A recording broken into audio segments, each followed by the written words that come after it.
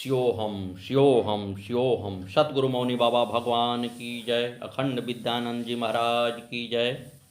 कथा को आगे बढ़ाते हुए, एक इंदर काका थे। वे 40 वर्षों में ही काल के गाल में चले जाते। बहुत बीमार पड़ गए थे। किसी ने बताया कि मरने का वक्त आ गया है।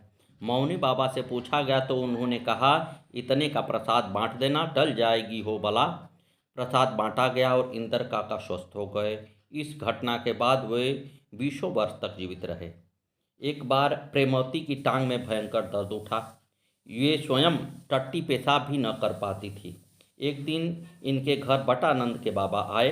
प्रेमवती ने उनसे मौनी बाबा को संदेश भेजा कि मौनी बाबा मुझे ठीक कर दें तो जी जाऊंगी। यह घोड़ा गाड़ी में पड़कर इलाज के लिए बुलंदशहर जाया करती थी। मौनी बाबा आए तो ये उनके पैरों में गिर गई। उन्होंने उठाया और बोले, अरे ठीक हो जाई हो।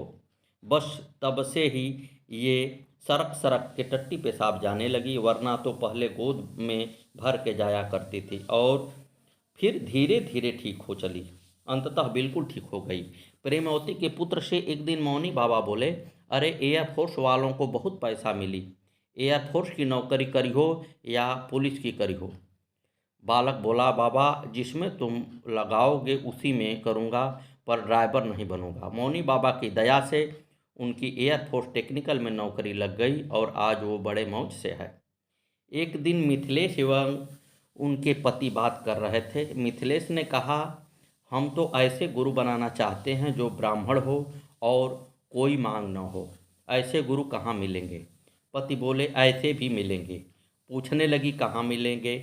तो बोले, वे मिलेंगे सुल्तानपुर आश्रम पर। मौनी बाबा ऐसे ही हैं, ब्राह्मण हैं, सिद्ध हैं और बाल ब्रह्मचारी हैं। इनके देवर मौनी बाबा के पास पहले से ही जाया करते थे। गांव से और भी बहुत से लोग मौनी बाबा के पास जाया करते थे। वह भी मौनी जाने लगी। परंतु जब मौनी बाबा से गुरु मंत्र के लिए प्रार्थना की तो वो बोले, अरे भजन ना होई हो।